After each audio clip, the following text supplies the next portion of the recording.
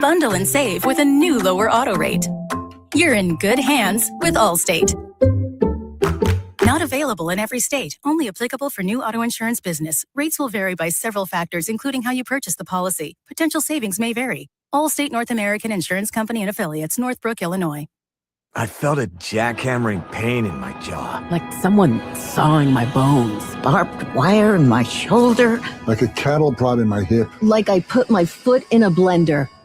Pain is different for everyone, but where pain starts, Jurnavix suzetrigine begins. Jurnavix is a non-opioid 50 milligram prescription tablet for adults with moderate to severe acute pain that reduces pain signals before they reach the brain. Before those signals tell the brain to feel like I punched an angry beehive. And pain reduction can finally begin. Do not take Jurnavix with CYP3A inhibitors. Avoid use with grapefruit or liver problems, as these may increase side effects. Tell your doctor about all your medicines if you are pregnant or breastfeeding. Jurnavix may make certain medicines and birth control less effective. Side effects include itching, muscle spasms, rash, and elevated muscle enzymes. To learn more about Jurnavix, ask your doctor. Call 1-833-589-PAIN or visit jurnavix.com. Another handoff in this one, right up the middle, inside the 20, to the 10, to the 5, and he is into the end zone. Drew Cripps. That's a great play. That was Alter's three-star Miami commit Drew Cripps, scoring the first of his 2 touchdowns on the night, leading the Alter Knights to their second straight victory in the Battle of Kettering, 14-7. That was Adam Campbell and Josh Copen on the call last night right here on 1410 ESPN Radio. The Cincinnati Reds suffered a wild 10-9 loss to the Cardinals Thursday afternoon. Cincinnati led 5-4 with 2 outs in the ninth, but a dropped fly ball by Dane Myers in center opened the door to a 6-run St. Louis rally. The Reds answered with 4 in the bottom half, but stranded the bases loaded. The Reds' struggles continue. In Cleveland, Gavin Williams struck out 11 as the Guardians beat the Giants 5-2. Williams now has 201 strikeouts, tied for the American League lead. The Browns host Buffalo Saturday at 1. Shedeur Sanders is expected to start as Cleveland's quarterback competition continues. And in Cincinnati, Joe Burrow says he's tired of waiting, calling this the year for the Bengals to finally win a Super Bowl, saying it's now or never. Cincinnati hosts Chicago Saturday night at 7. This has been our All-Ohio Miami Valley Sports Update. I'm Justin Kinner.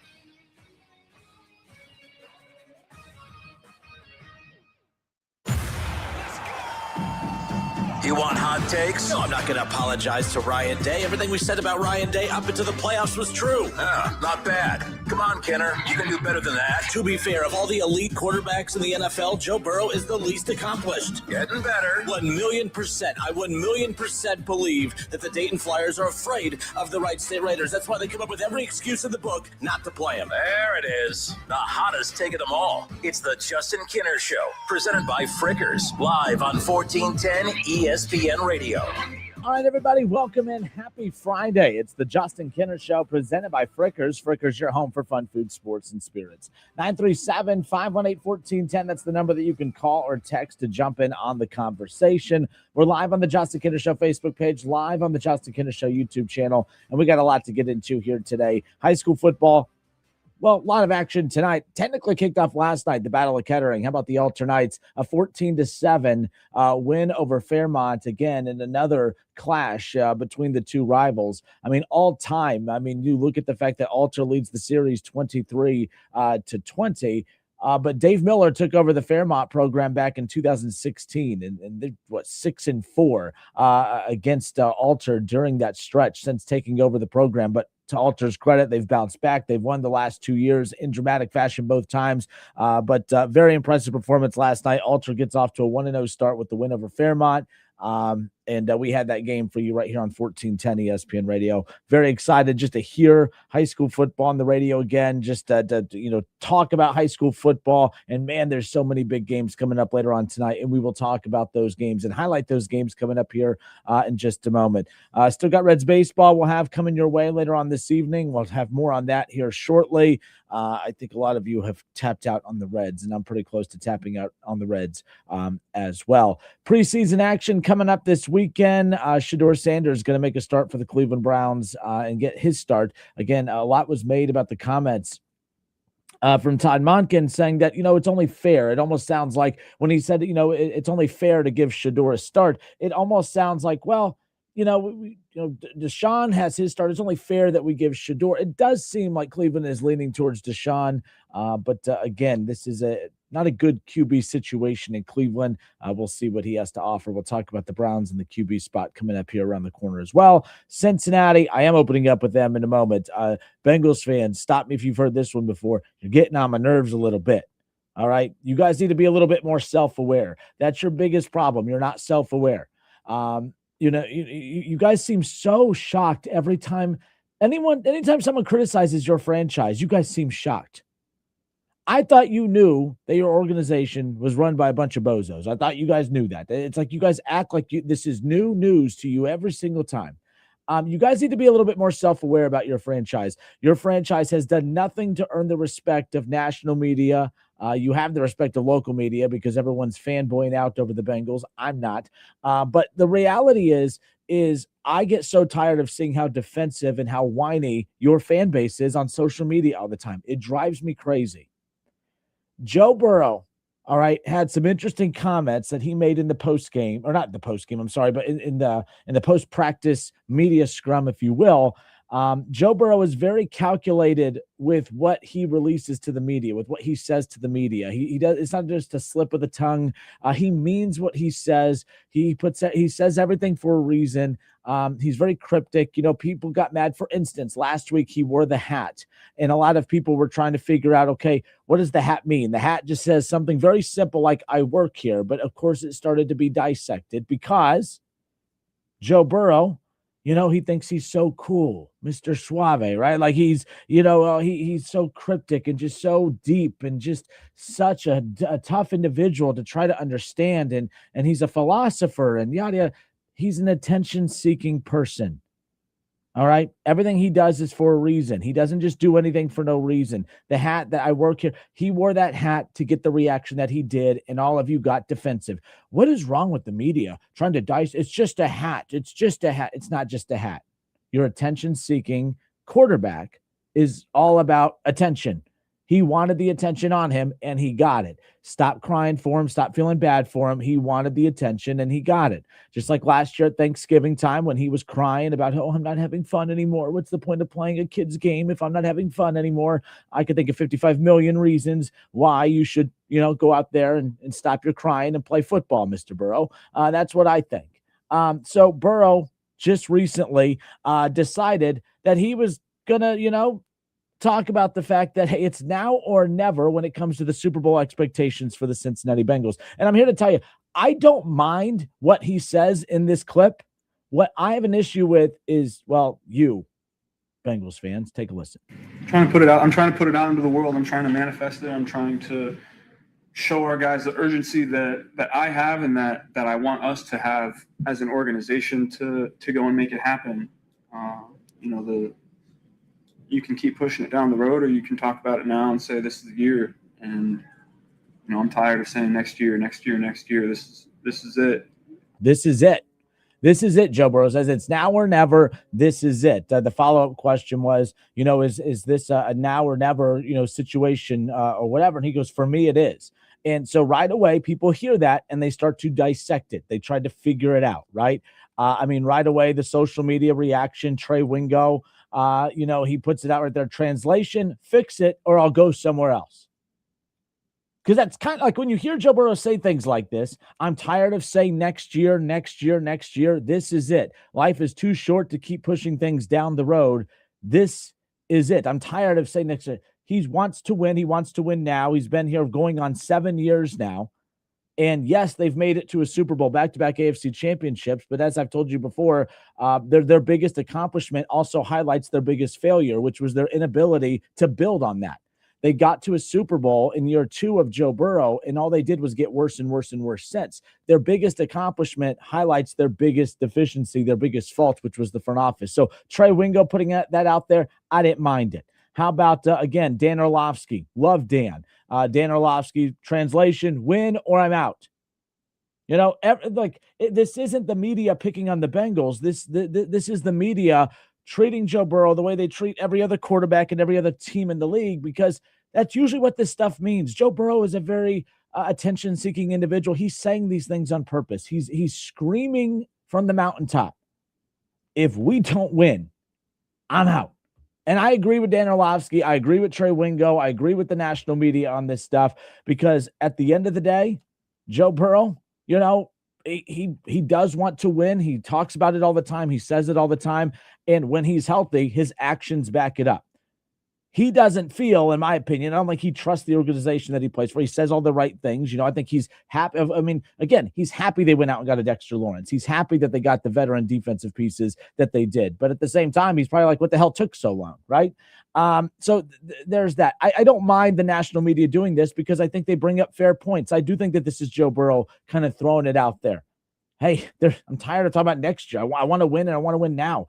And I think he's looking at the Bengals organization and saying, if we can't do it now, we never will. If we can't win with the Dexter Lawrence, if we can't win with the Jamar Chase and the T. Higgins and an experienced offensive line, if we can't win in the division that Lamar's play has started to slip and the Ravens have gotten worse and Pittsburgh has moved on from Mike Tomlin and they're in a transition period with their 85-year-old quarterback, and the Browns is the Browns. If you can't win the division, if you can't make the playoffs, if you can't win a playoff game, if you can't get to an AFC championship, if you can't get to a Super Bowl, if you can't win a Super Bowl, if you can't win now, you're never going to win in Cincinnati.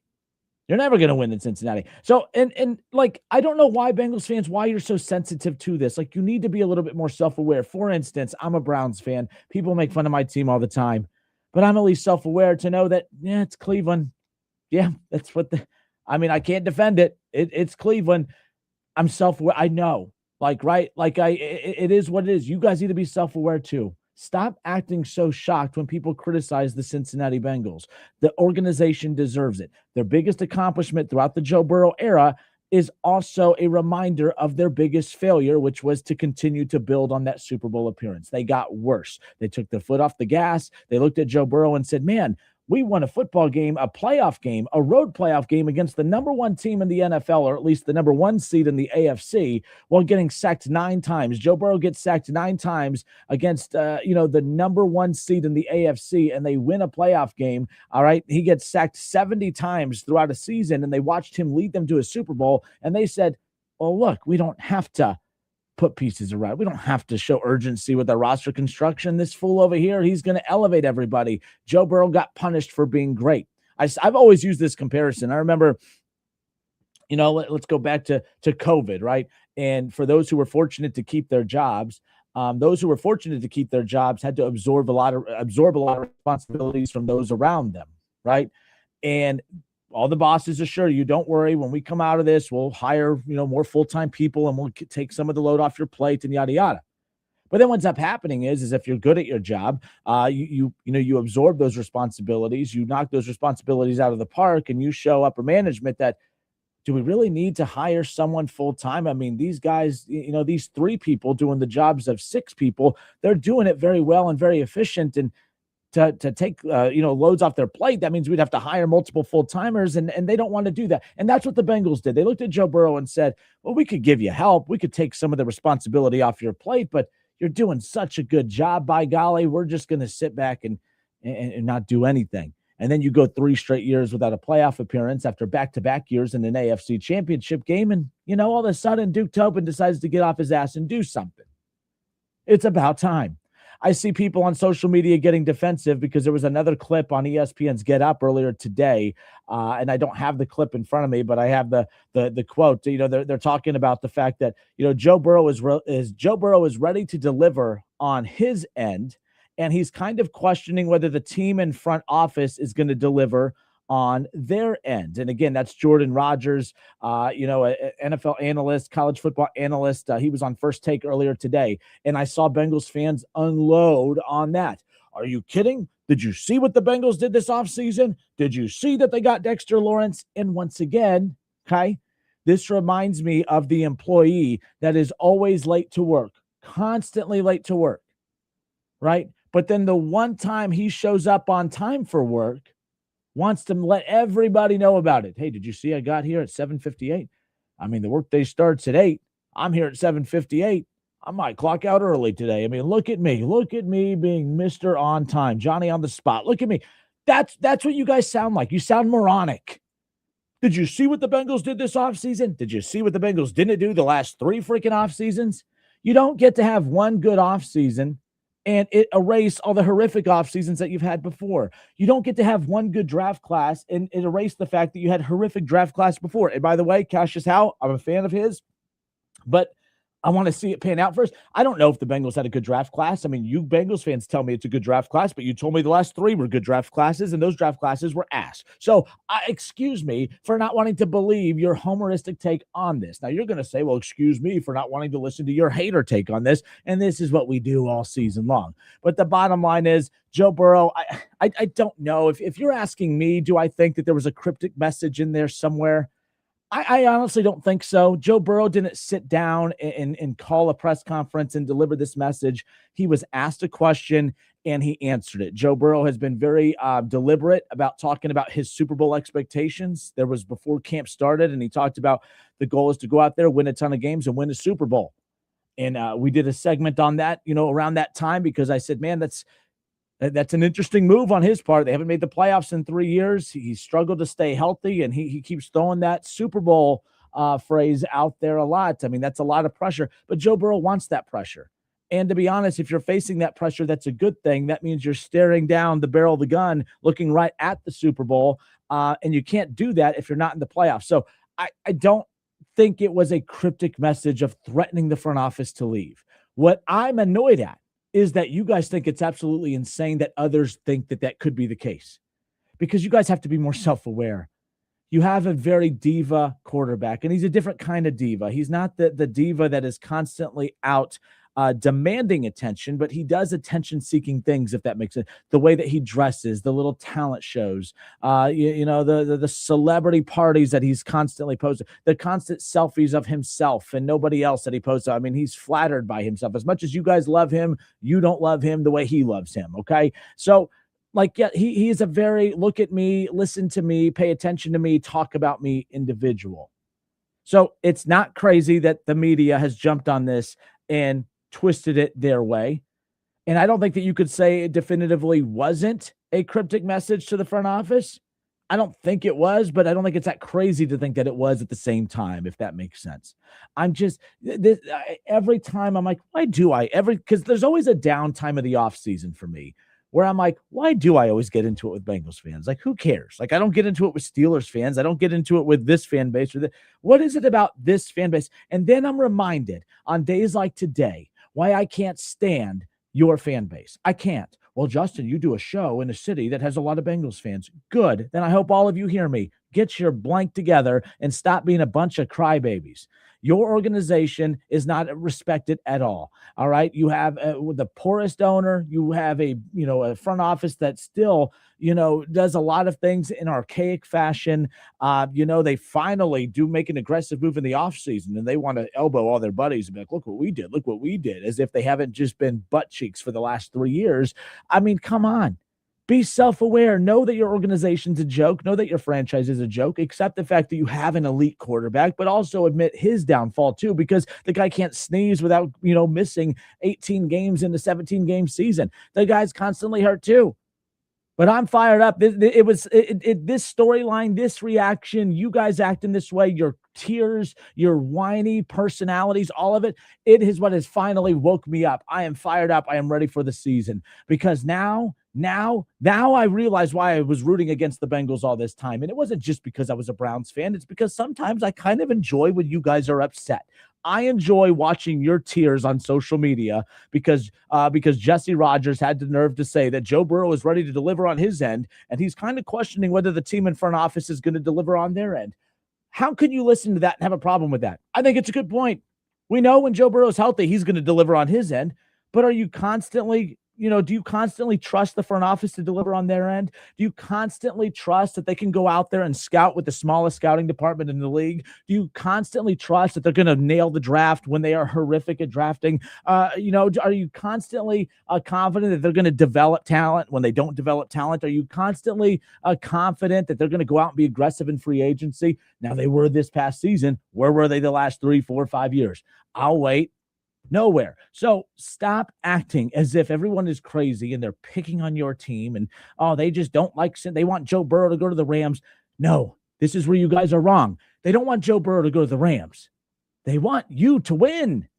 They want they want Mike Brown to actually stay awake for 4 full quarters on a Sunday. That's what they want. They don't want to see a shot of the camera going over to the owner's suite and he has his arms crossed and his head, bent over to the right and not even paying attention to what's going on in the field. That's what they want. They don't want the goofy looking front office that you have. They don't want Duke Tobin saying stupid things like, well, we have T. Higgins and, we could trade him and get a lot of draft picks and make our team better, but I'm not in the business of making other teams better. Well, buddy, I would love to know when you're going to get in the habit of making your team better, because until I actually see it on the field, I still don't have the confidence that he's made all the right moves. I'm fired up. I'm ready to go. I can't wait. I'm over the preseason. Can we get to the regular season already? Because y'all are starting to irritate me. And now I'm starting to irritate you. And this is what we do every NFL season. I'm Justin Kinner. It's the Justin Kinner Show here on a Friday, 937-518-1410.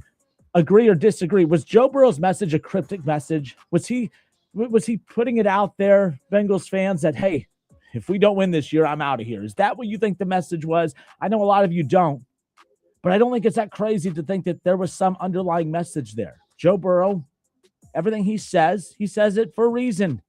Like when he went to the Super Bowl, Media Row, a couple years ago, and he went and he did every national show, the biggest shows he could, to put it out there that the Bengals need to extend T. Higgins and not trade him, that they need to get this extension done with Jamar Chase, that they need to get the Trey Hendrickson deal done, that they need to be aggressive and free. He did that for a reason. There's a reason that he was crying at Thanksgiving last year saying, well, I don't know. This isn't fun. This losing is not fun. And I don't think I'm going to, what's the point of playing football? What's the point of continuing to do this if I'm not having fun? He was threatening the front office. So now you want me to believe that the guy that's constantly putting out cryptic little messages like that is now all of a sudden not? It's not that crazy. You're crazy if you think that the attention-seeking quarterback of your team, who's always saying weird little things to get attention, now he's not saying little things to get attention. Come on. It's not that crazy. 937-518-1410. It's the Justin Kinner Show here on a Friday. We'll be right back.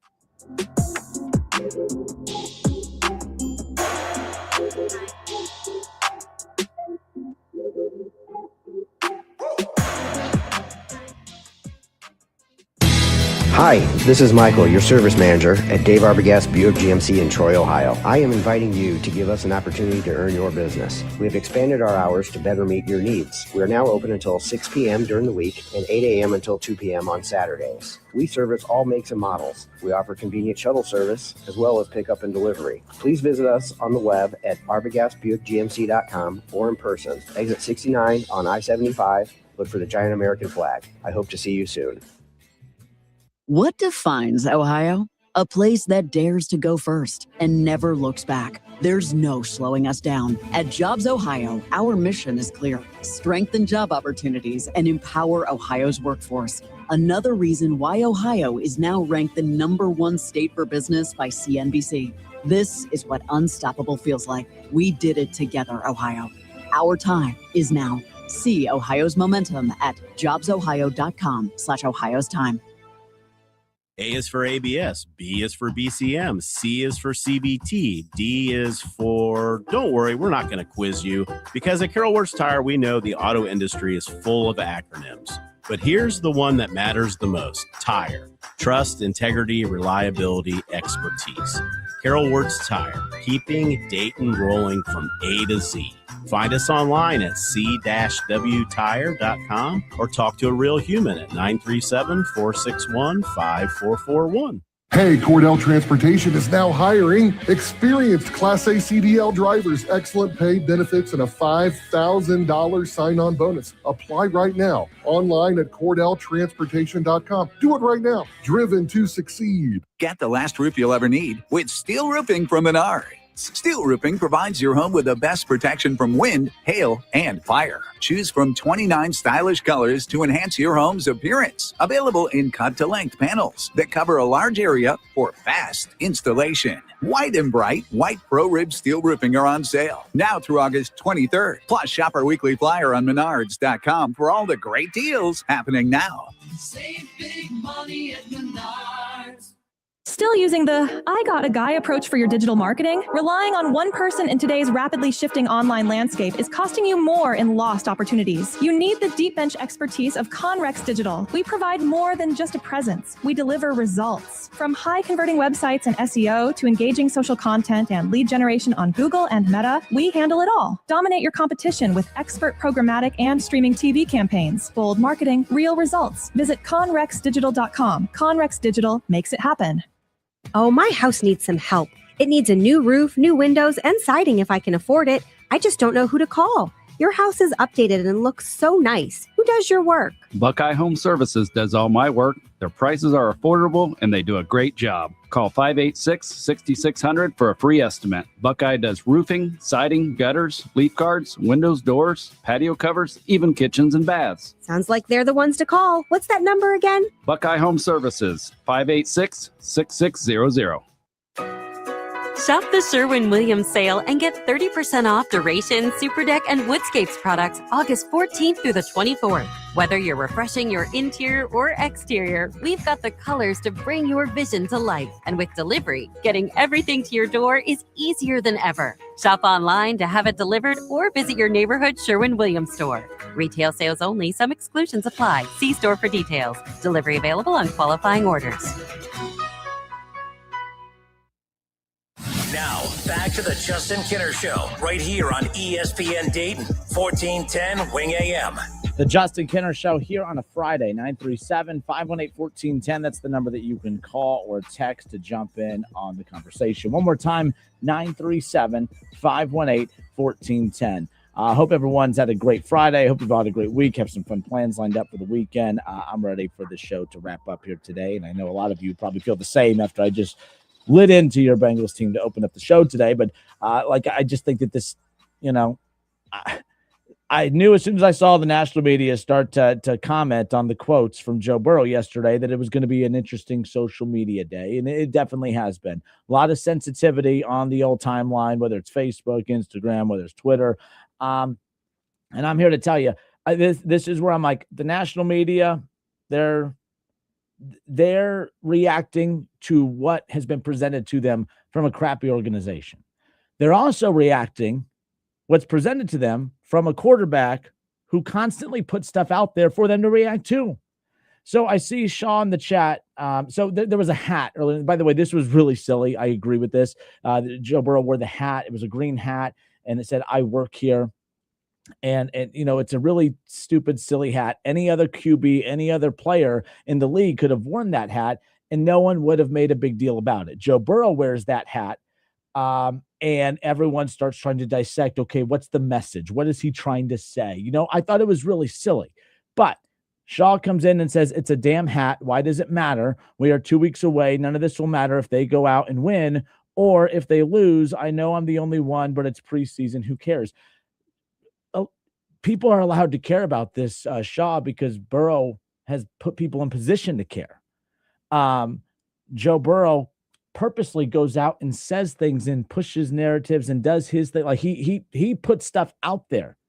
So now we are conditioned to, when Joe Burrow speaks, we listen because, there's a hidden meaning in there, right? I think it's silly. I think it's stupid. I don't think he's some philosopher. I don't think that we need to be dissecting everything he says, but I also don't think it's wrong of media to jump on everything he says, because Joe Burrow is a very cryptic message type of individual. Like at Super Bowl Media Row, when he went out there, it wasn't just, my team's out of the playoffs. They're not in the playoffs. I got nothing else to do. Let's just go hang out on First Take. Let's go hang out on the Rich Eisen show. Let's go hang out on, the shows on Fox and this, that, and the other. No, he went out there with the purpose. I need to get my message out there.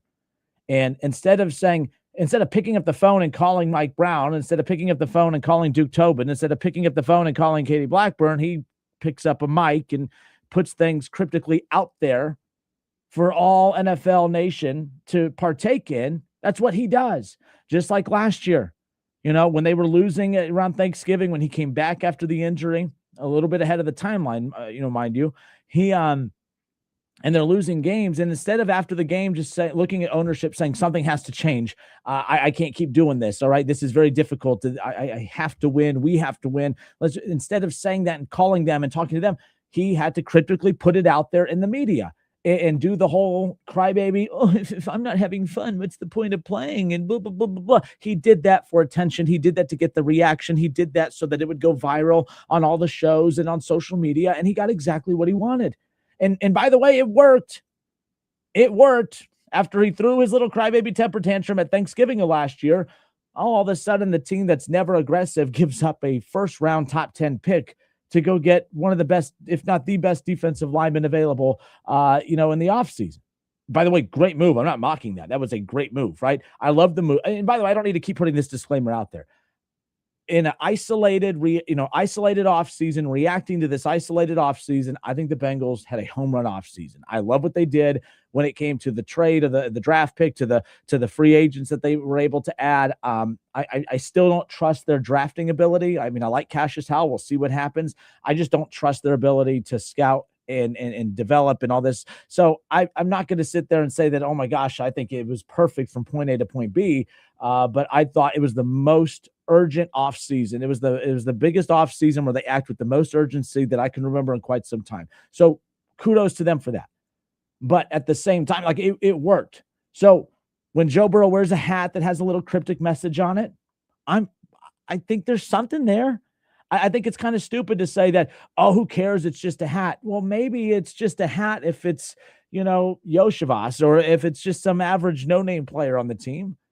But when Joe Burrow does it, it does matter, Shaw. I don't care if it's preseason. I don't care if it's week 7. I don't care if it's March. I don't care if it's April, May, June, July. I don't care if it's Christmas Eve, Christmas Day, New Year's Day. I don't care what day.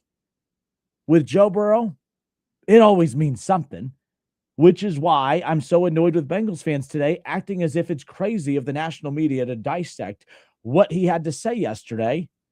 Because everything he says, it's usually a message he's throwing out there to the universe that the front office needs to pick up on. And even though they did what he asked them to do this past offseason, he's still kind of throwing shots their way. Hey, it's now or never. Well, the question I have is, well, if it doesn't happen this season, then what? Are you going to do the same thing next year, Mr. Burrow?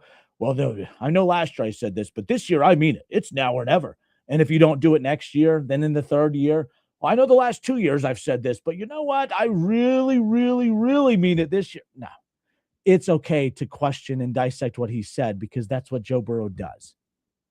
And I do think it's fair to start to question if the Bengals don't have success this year, what does the future in Cincinnati look like with Joe Burrow? Because I think we're slowly starting to see, what could happen if he's not. Like we saw last year when things weren't going his way, when they were losing and it was bad. He's no longer Mr. Leader, follow me. He was throwing a temper tantrum in the post game. Like, I'm sorry. Like I thought that was weird. I think any quarterback, I'd be annoyed with any quarterback. It wasn't, Kinner's hatred of the Bengals. I thought it was a soft move of Joe Burrow in the post game last year to cry about, what's the point of even playing if I'm not having fun? I thought that was soft and weak. I do. But I would say that about Tom Brady, Lamar Jackson, Patrick Mahomes, Justin Herbert. It doesn't matter. Anyone that said that, I would be on that. And I mean it. So, yes. So, Shaw, I disagree with you. I think that he says things to send messages out there, and that's what this was. So, I don't think it's that crazy. I don't think it's that crazy because, like I said, when he says, I'm tired of talking about the next year, the time is now. It's now or never. Well, if it's not now, then it's never, right? So it's never going to happen here. That's what I'm questioning because you can't keep trying to sound like Mr. Philosopher every single year. This is the same guy that told us back when his second year in the league, oh no, this is Bengals football moving forward. This is what the expectation is. This is what we're going to be moving forward, and haven't been back to the playoffs since. So we'll see. Let's see. Going through the comments. Sorry, my bad. Shaw responded. You think it's dumb and stupid the media hangs on every word he says, all the while hanging on every word he says. I'm not trying to be a contrarian or start an argument. I just don't think it matters. I think what Burrow says behind closed doors matters way more than what he does to the media. I disagree. Because if Joe Burrow felt like what he said behind closed doors matters, then he would just say it behind closed doors. He's saying it, on the other side of the doors for all of us to hear, because he feels like if he says it, we're going to rally behind him and put the pressure on the front office. And guess what? That's exactly what happened. And I also think that's the other part of the problem too, and you guys aren't going to like this either. I also think that because of the cult-like following that he has, I do think it's the Cincinnati Burrows and not the Cincinnati Bengals. People keep making, what he wants, he gets. He wanted 2 wide receivers. He wanted Gesicki. He wanted, this and that and the other. He's getting those things, but Joe Burrow plays a role in why this team has struggled to begin with as well.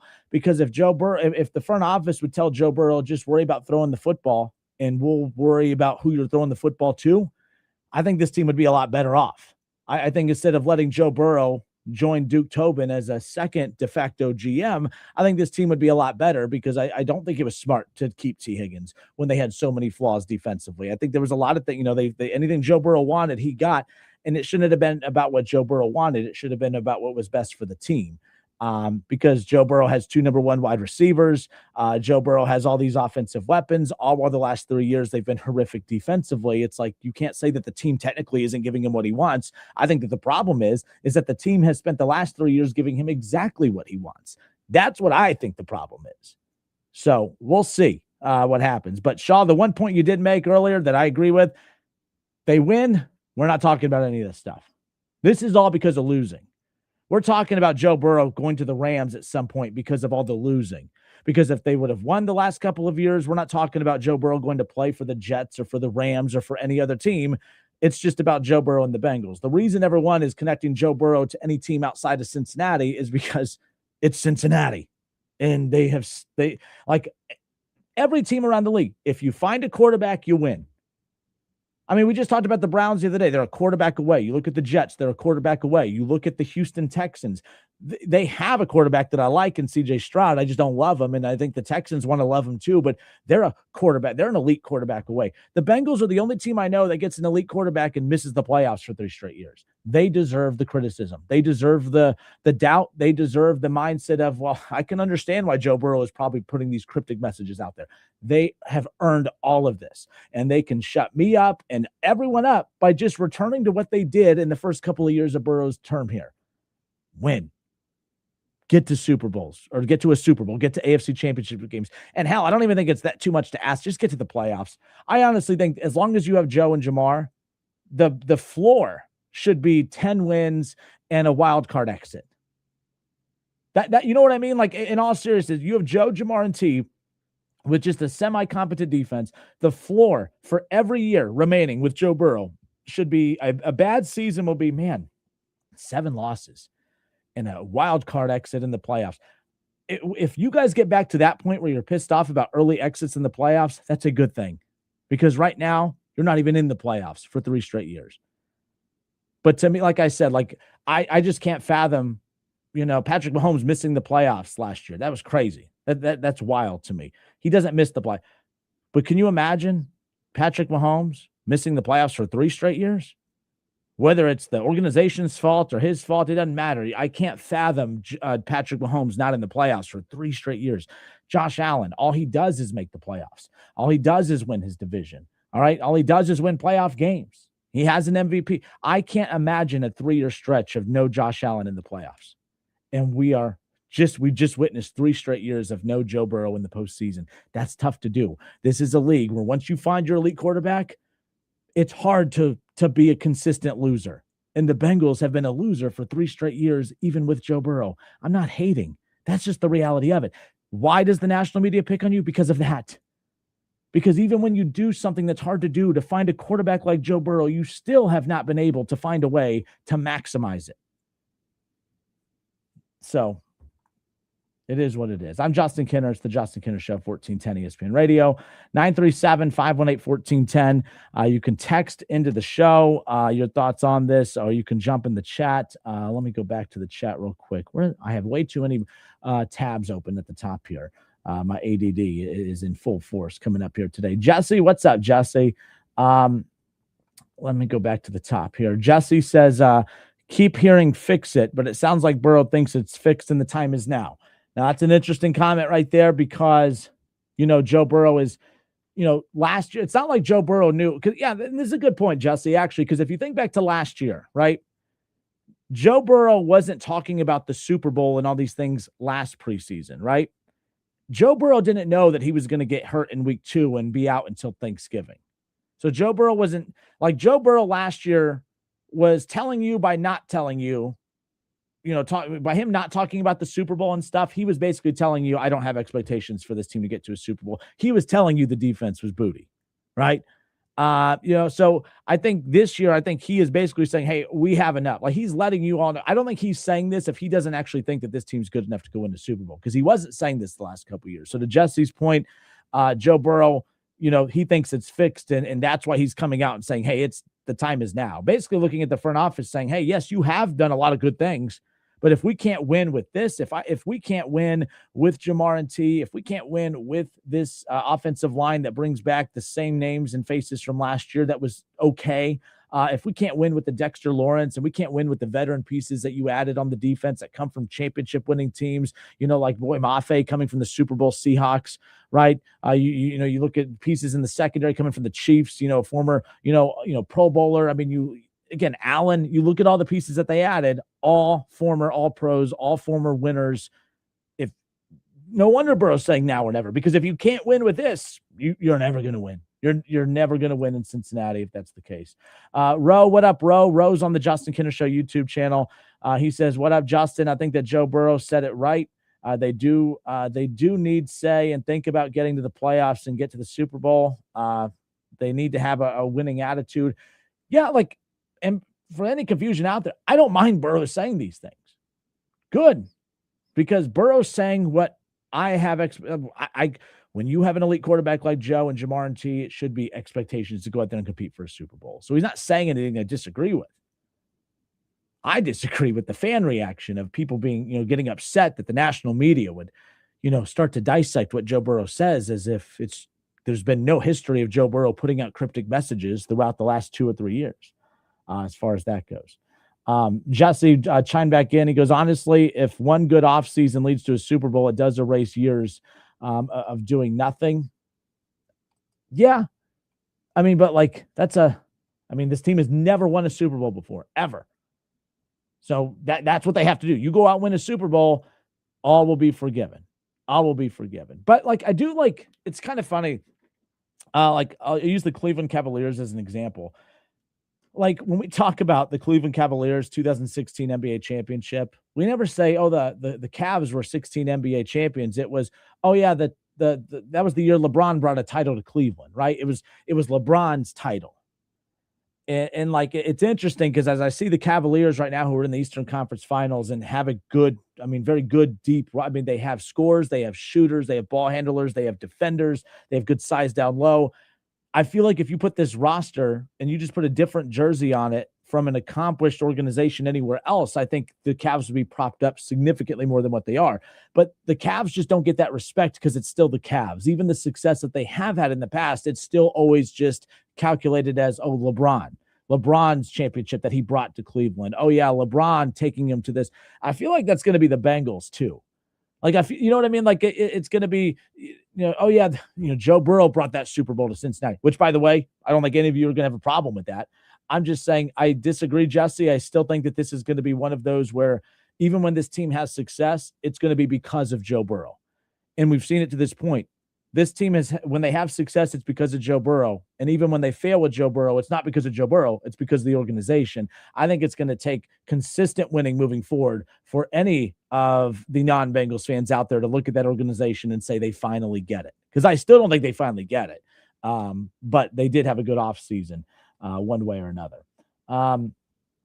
Ron Howard says it doesn't matter where he goes. Talking about Joe Burrow, the new team will build around him. Bengals had their chance and ran in place. 29 other teams will capitalize. I don't think he's going anywhere anytime soon. He still has another couple years on his deal. Could he get loud and noisy and try to force his way out? You just don't see that. Look, I guess taking my Browns hater cap or Bengals hater cap off, if you will, I don't think Joe Burrow should have to throw temper tantrums in the media for the organization to have to do something. That to me is a sign of a weak organization. Like Duke Tobin and them they shouldn't have to have Joe Burrow tell them to go be aggressive in the offseason, right? And I don't know why I'm the bad guy for saying that. I feel like you Bengals fans listening right now should be like, that's a good point, Kenner. You know why I'm saying it? Because it's a good point. It is a good point. Joe Burrow should not have to put cryptic messages out there to threaten the front office to go do their jobs. Why does Duke Tobin and Katie Blackburn and the Brown family, why do they need Joe Burrow threatening to quit football before they say, maybe we should trade our first-round pick to go get a proven defensive talent like Dexter Lawrence? Because, by the way, I think if Joe Burrow doesn't do what he does last year and have that moment with the media, I don't think that the Bengals now they would have ended up with Reuben Bay Jr., which I still think is a solid get, but I still wouldn't have trusted the Bengals to do the right thing with him. So it should not take Joe Burrow having to throw those tantrums in these off seasons or in the middle of a season for the Bengals to have to make aggressive moves, right? Like good organizations don't need their star players to force them to make moves. They just make the moves because it's holy crap, we have this player. Let's go build around him. Right? Like that should have been the Bengals mentality from the very beginning. I'm Justin Kenner. It's the Justin Kenner Show here on 1410 ESPN Radio. High school football week 1. Great one last night in the Battle of Kettering. Alter 14-7 over Fairmont. They extend their winning streak over the Firebirds to 2 straight games in the rivalry. 24-20. Alter leads the all-time series between both those schools. Again, despite Fairmont having so much recent success over the last 10 years, the last 2 years have belonged to Alter. But we'll talk about what we saw last night, and then we'll take a look at some of the big matchups around the Miami Valley coming up here tonight. Again, week 1 high school football action throughout the Miami Valley. It's the Justin Kenner Show presented by Frickers. We'll be right back.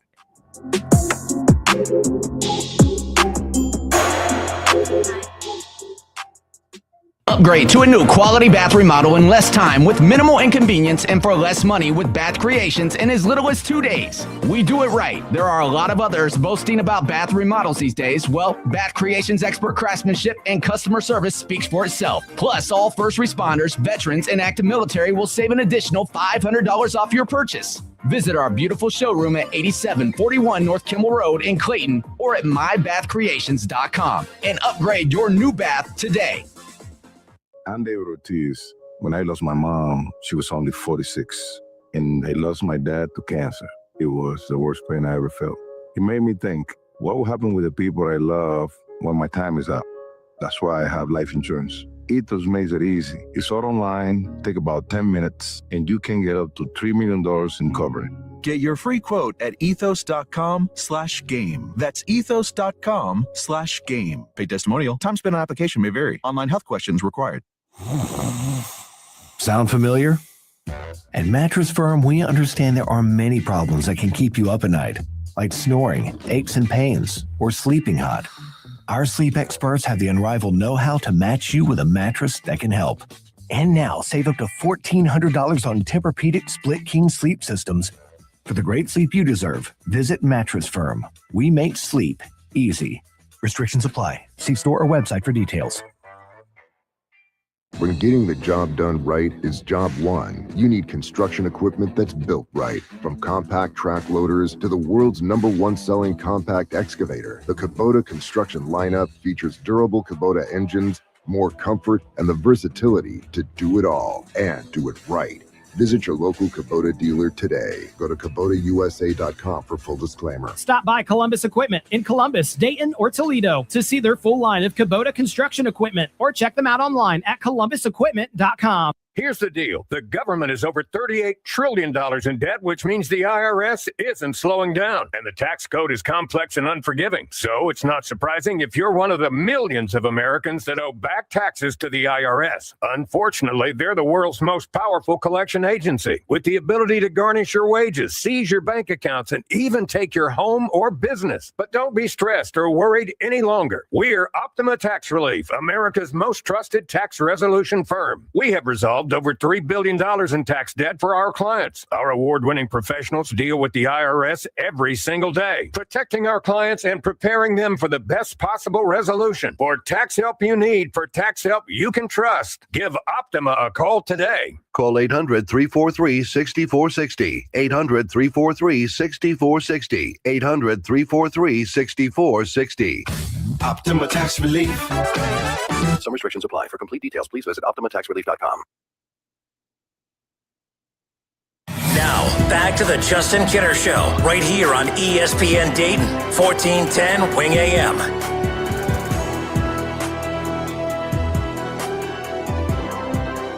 All right, everybody, we welcome you back. Justin Kinner with you here on a Friday, 937-518-1410.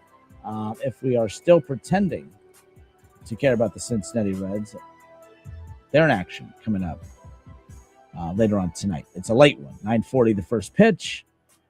Nick Lodolo going to be on the mound. Hopefully no blisters interrupt his start here tonight. But 61 and 67, Reds, I mean, even, it looks like they're about to get blown out. Then they come back and take a lead, and then they make an error in the outfield. And it was ugly yesterday. That wasn't that wasn't fun.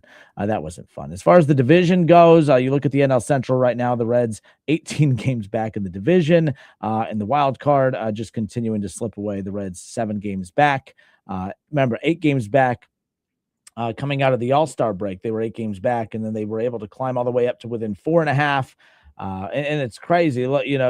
It's just been a roller coaster back half. I do feel like there's 2 things that have happened. The Hunter Green being out for the rest of this year and all of next year. I think when that happened, it was a gut punch, and it just feels like this team hasn't. And by the way, it's not like I think they could still win even without Hunter Green. That's how much I like the pitching. I don't think it's great, but I do think that they can still continue on even without Hunter Green. I just think it's one of those where that was like the final blow. That was like the final just gut-wrenching injury that it's like, okay, that we're done. And then you saw what happened against the Marlins, where they had that big lead, and then the Marlins come back and they tie it up, and then they end up winning by a handful of runs. And you hear the reports coming out that it was just a dejected clubhouse, that everyone just was silent, no one was talking, and that was the first time all season where they had come across like that. Because this team has always had fight, even when they've been through tough stretches. The energy was still positive, and everyone had their chin up and their head up, and everyone still remained positive. That no longer seems to be the case. And we're starting to see the losses like we saw yesterday. It's like, okay, remember last year they had that weird, just that weird vibe to them, where even when things were bad, you still felt like they were going to bounce back up off the mat. I'm officially at the point where I don't feel like that right now. But 61 and 67, 7 games back. Teams ahead of them right now: the Pirates 5.5 back, the Marlins 4 back, Cardinals 2.5 back, the Diamondbacks, who the Reds play tonight, are a game out of a playoff spot. But as we sit here on August 21st with a month and some change left of the season, I think that we're entering the final month and some change of the Terry Francona run in Cincinnati. I still think Napoli is going to be the next manager. I know there's 1 year left on the Francona contract, and by the way, I say this, if there was going to be no looming lockout next year, I think Francona is back for one more final year. But I think with there's so much uncertainty, I don't think Francona comes back, or maybe he signs a 1 year extension and comes back for one more year in 28. But do you guys really feel like that's going to be the case? Because I don't. But man, this looming lockout is going to be a mess. I heard ESPN's Jeff Passan. He was on a podcast the other day with all the smoke, and he said it's not a matter of if there's going to be a lockout. He goes, there will be a lockout. He goes, the contract, everything runs through like early December, right? And with the playoffs going on in October, you think that they're going to get, with the World Series wrapping up at the end of October, you think that they're going to get everything finalized in the month of November? No, there's definitely going to be a lockout of some kind.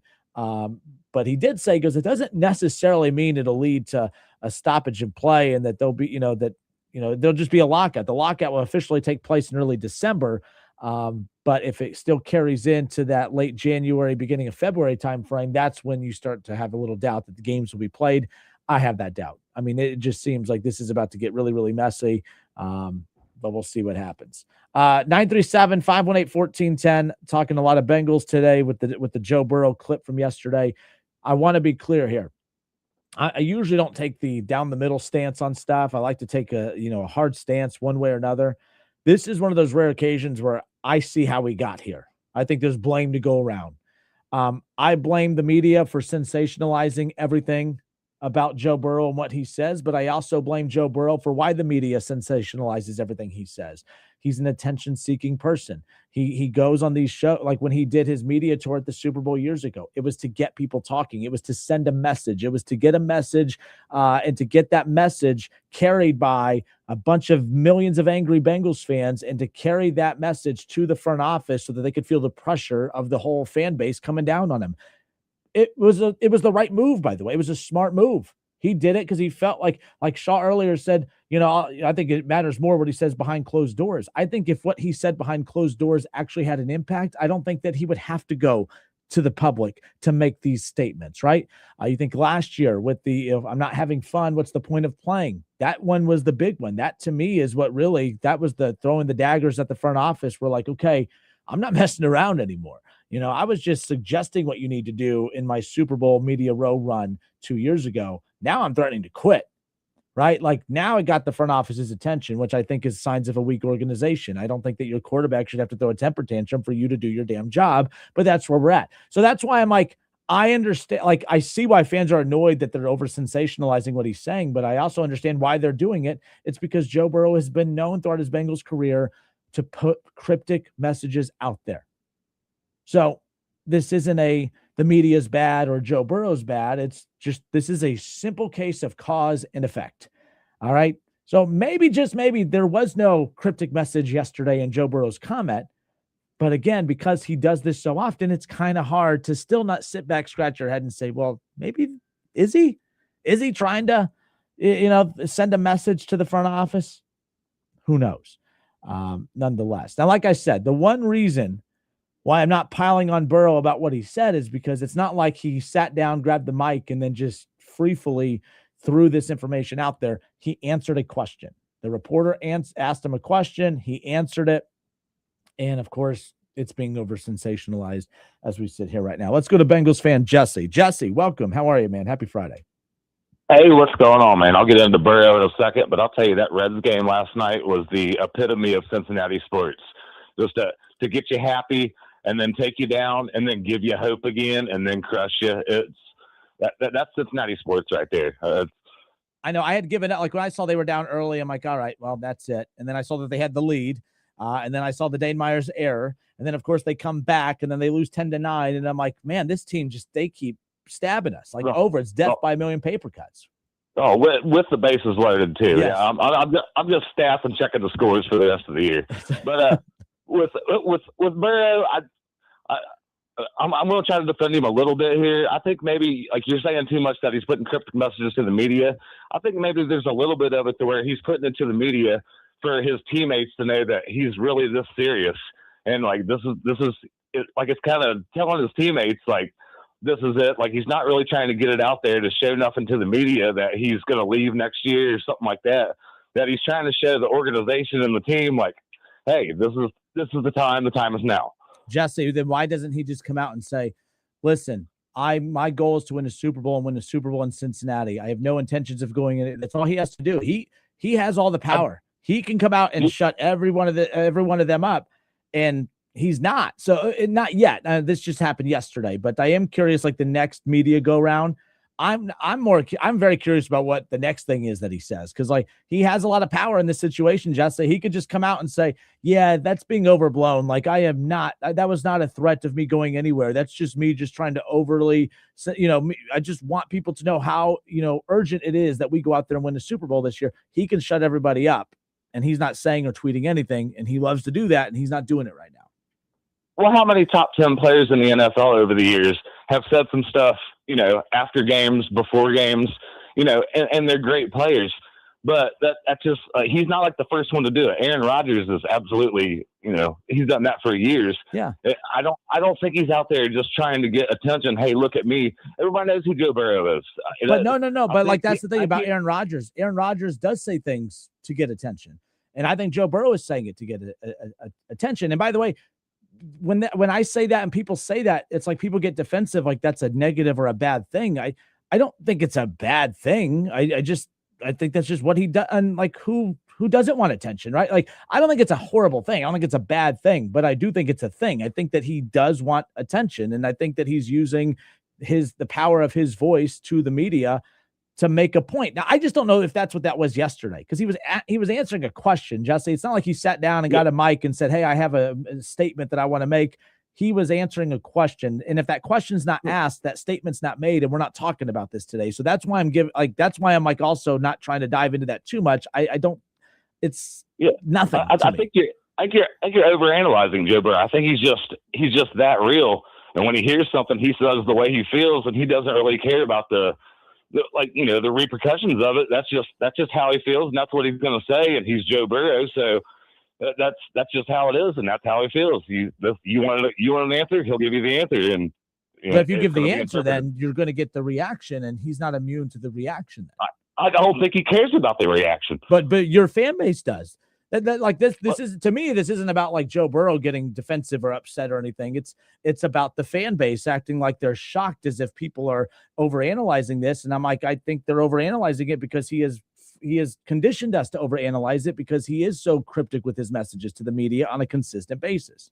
Well, and I believe the media, that's what the media's job is to overanalyze everything and to make a story out of everything. That's their job. Yeah. So I believe it goes both ways there, Bob. Yep. But Jesse, good hearing from you, man. Have a good weekend. Hey, you too, Bob. All right. 937-518-1410. We have a few minutes left. I don't want to leave him on hold, so let's bring him on. Mr. Shaw, we don't have a lot of time, but you do have some time. How are you? Not bad. How about yourself? It's Friday. It's a great day. It is Friday. Were you at the game last night? No, I was at Chappelle's summer camp.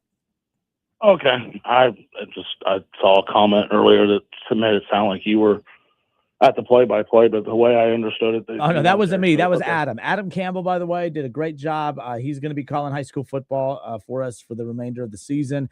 Adam did some fill-in work for us last year. Adam's done work with Wright State for years. Adam Campbell, be listening for him every Friday night. Adam killed it, and he does a great job. So you're not doing Friday nights anymore? No. Nope. Okay.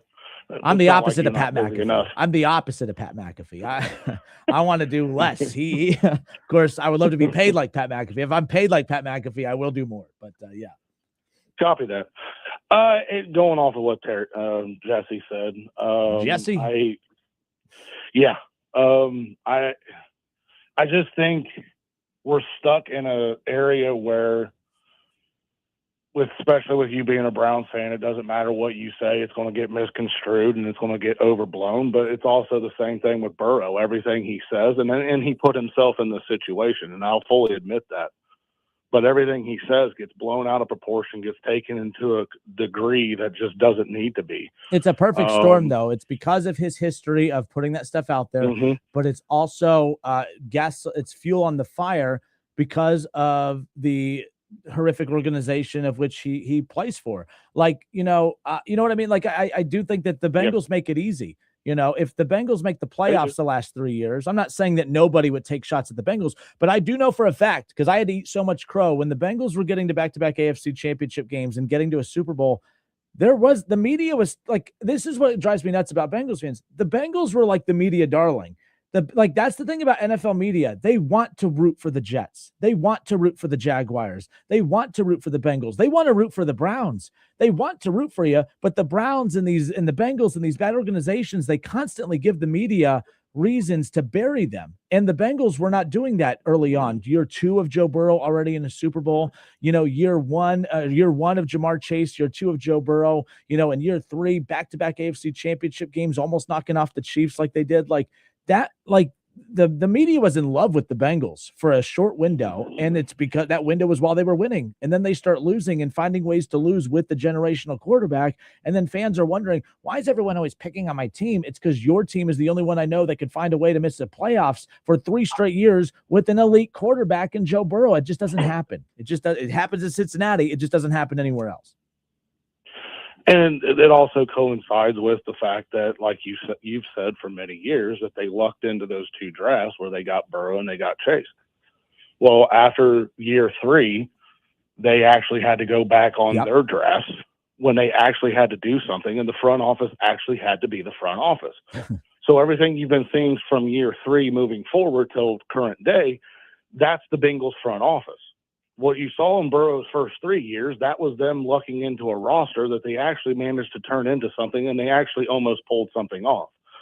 But now the reason why the media gives it to them, why you give it to them, and why it looks like I'm a Bengals fan, but I'm not, but I'm just an NFL fan, but I can sit here and look at it on both sides of it, to where no matter what Burrow does, it gets dissected and it gets like just completely overblown, but yet he does it to himself because he's the one out there going over to France to those media galas and all that other stuff, so he can say me. But so you can't have it both ways on that. But my question to you is it magnified because we're in this market, or is it every market and we don't know it because we're in the Bengals market? Does that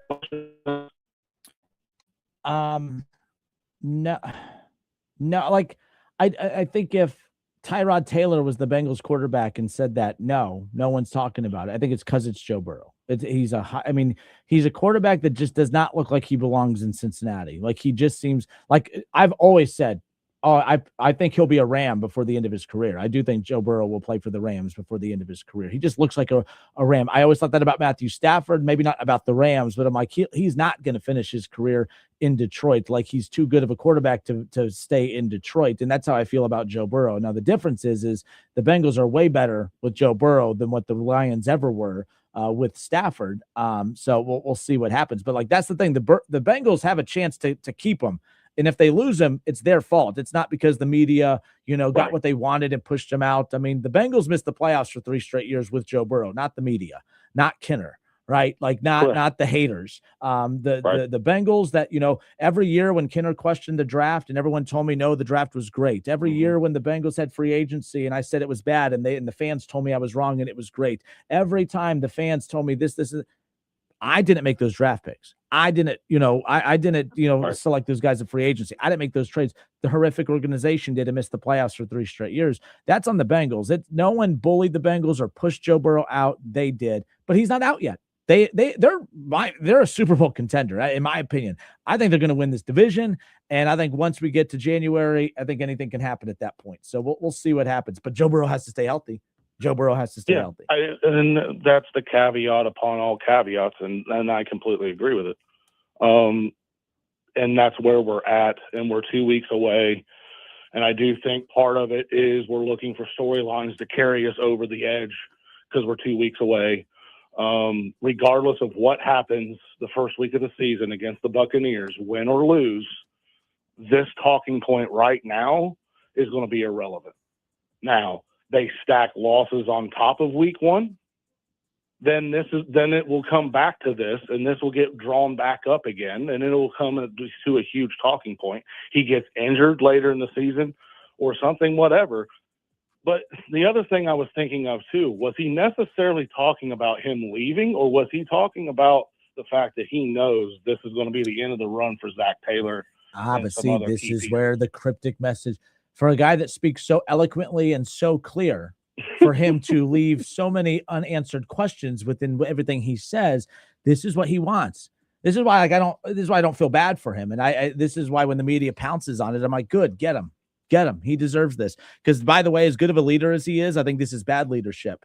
When you say things that are a distraction for your organization, I don't think that's good leadership. I know some people think, I'm actually glad you went there. Yeah. I'm actually glad you went there, because in a way, I think he's taking the heat. Whether we like it, whether we dislike it, he's taking the heat off of everybody else. Tell that to Duke Tobin. Tell that to the front office, because I don't think he's taking the heat. I think he's deflecting it to them. When he goes, I'm ready to go. Are they ready? Like, I think to me, I disagree, Shaw. I think it's deflective. I think it's, I think he's not taking any accountability in the fact that although it's never your fault that you get injured, but he's being very dismissive of the fact that he has played a role in this as well. His tantrums to keep all the money on offense and not put anything in defense over the years, like also his fault. Like there's a lot of lack of self-awareness on his end too, in my opinion. Maybe, but I think the comment of this is the year, I'm tired of it always being next year.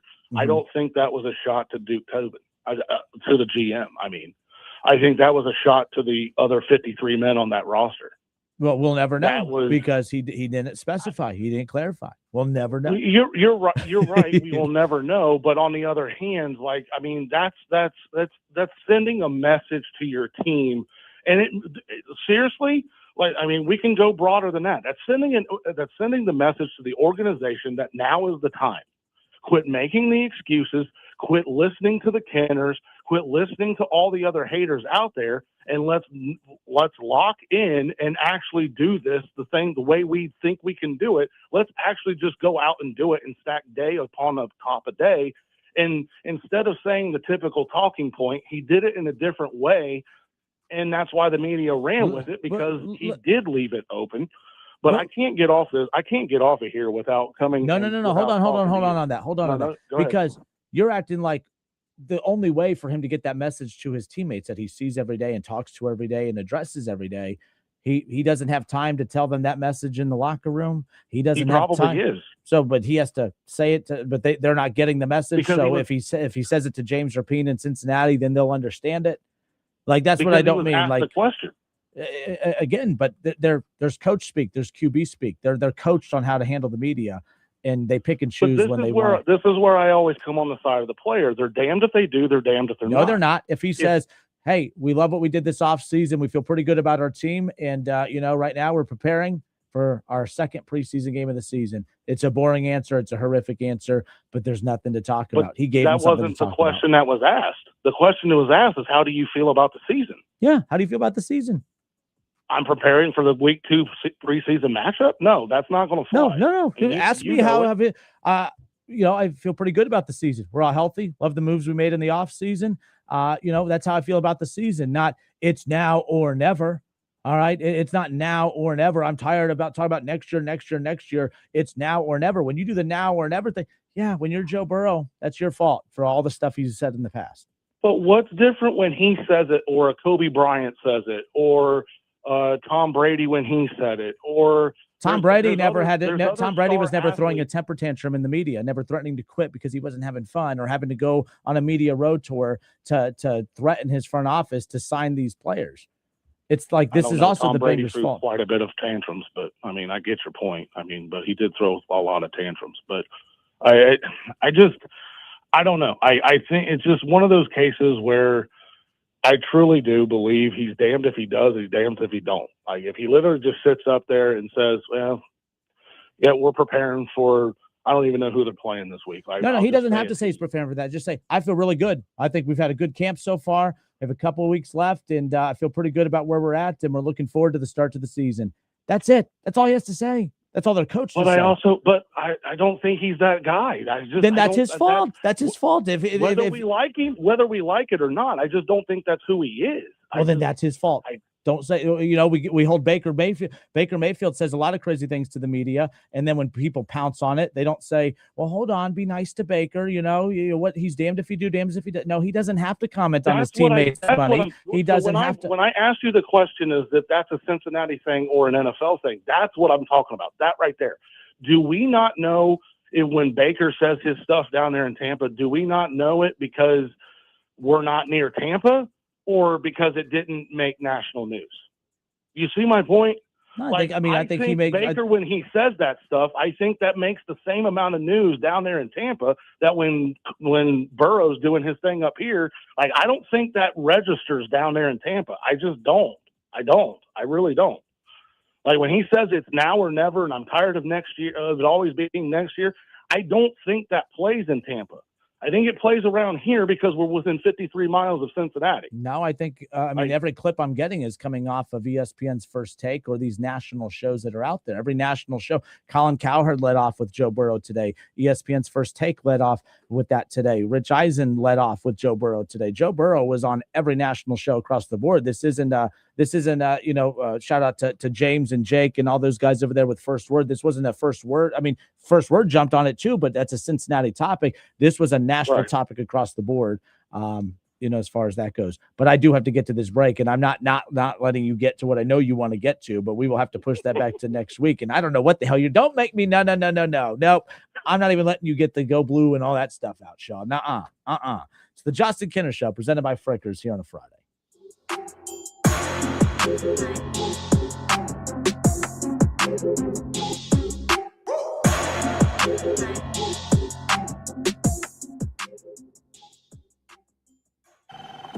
I used to think all money managers were the same until I spoke with Fisher Investments. Really? How different are they? Fisher's investment counselors are dedicated to service, not sales, keeping clients up to date on their portfolio. Well, they probably just invest in a bunch of mutual funds like I do. Nope. They build a tailored portfolio based on their clients' personal goals, helping them stay on track for a comfortable retirement. Well, they must make commissions selling products. Actually, Fisher doesn't sell any commission-based products. They're a fiduciary, and they believe that's a conflict. Then they have some kind of complex fee structure. Nope. Fisher has a simple, transparent fee that's a percentage of their client's portfolio. So they do better when their clients do better. It sounds like Fisher really is different. Couldn't have said it better myself. Fisher Investments, clearly different wealth management. Learn more at fisherinvestments.com/different. Investing in securities involves the risk of loss. ESPN 1410 Wing AM weather. The forecast, partly cloudy and 65 tonight, sunshine and then some rain and 80 tomorrow. And on Sunday, sunny and 76.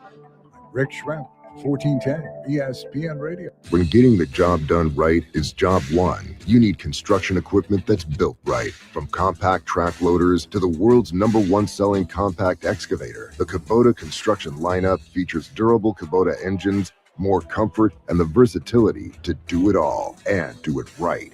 Visit your local Kubota dealer today. Go to KubotaUSA.com for full disclaimer. Stop by Columbus Equipment in Columbus, Dayton, or Toledo to see their full line of Kubota construction equipment, or check them out online at ColumbusEquipment.com. Honey, did you hear the auction at Brown's Nursery's coming up? We need a shade tree and some shrubs. I think we should go. There's not a better time to buy. Brown's auction is a great way to save money. It's only once a year. Let's do it. Great. When is it? It's Saturday, September 12th. It's always the second Saturday in September. A. Brown & Sons has great high-quality products. I'm excited. Don't miss the annual stock reduction auction of high-quality nursery stock at A. Brown & Sons Nursery. Save hundreds, even thousands of dollars. The auction starts promptly at 7:19 a.m. on Saturday, September 12th, rain or shine. Come out and bid anytime during the day. 4 auction rings run all day. Brown's has a huge inventory of shade trees, shrubs, evergreens, ornamentals, and perennials. They're easy to find, just a half mile north of Phillipsburg on State Route 49, 4 miles north of I-70, exit 24. Visit brownsnursery.com and click on the auction link for all the details. That's the ease at which you get information. You want it, you get it. Like that. Ask your phone, group chat, smartphone. You're always connected and informed in real time. No waiting.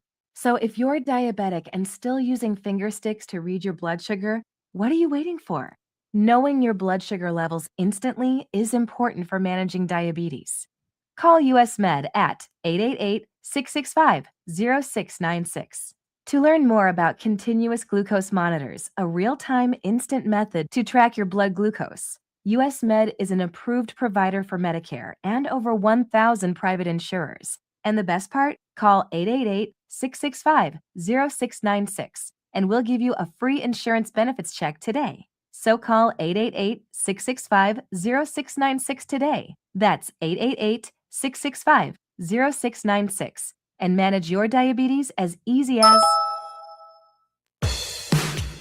Star City Concrete is the Miami Valley's most trusted concrete company, offering unparalleled services as a local family-owned business celebrating 20 years. We offer residential and commercial driveways, patios, walkways, steps, barn floors, slabs, foundations, and much more. Star City Concrete takes pride in delivering exceptional quality in every project. Our professional team understands that needs are unique, so we offer personalized solutions that stand the test of time. Contact us today for a quote at starcityconcretellc.com. You'll be glad you did. Progressive knows that boat days can come with unexpected problems. Oh no, I dropped my lip balm in the water. I can't think of anything worse than the looming threat of potentially having chapped lips. It was ginger vanilla too, my favorite flavor. If a real problem comes along, your boat's protected 24/7 with Progressive, so you can keep worrying about boater problems. Progressive Casualty Insurance Company and Affiliates, not available in D.C. Every now and then you find a deal where you get more and pay less. Now that's a good deal. That's Straight Talk Wireless on Verizon's 5G network. Find it exclusively at Walmart and StraightTalk.com. 2 hours ago, Kyle arrived at the bar. Hey, what's everyone drinking? 30 minutes ago, Kyle got his friends another round of drinks. Cheers!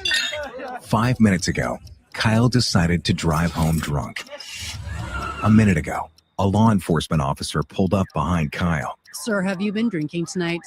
A chain of events that began 2 hours ago is about to change Kyle's whole world. Drive sober or get pulled over. Paid for by NHTSA. If you need new roofing, siding or gutters, skylights or patio enclosures, if you're a homeowner or business and need someone you can trust, don't take a chance. Enhance with Lance. Lance Roofing and Siding has been satisfying customers since 1993 and hold an A+ rating with the Better Business Bureau. See Lance Roofing and Siding at their new location at 6903 Dayton Springfield Road in Enon. Call for a free estimate at 864-2722. That's 864-2722. Online at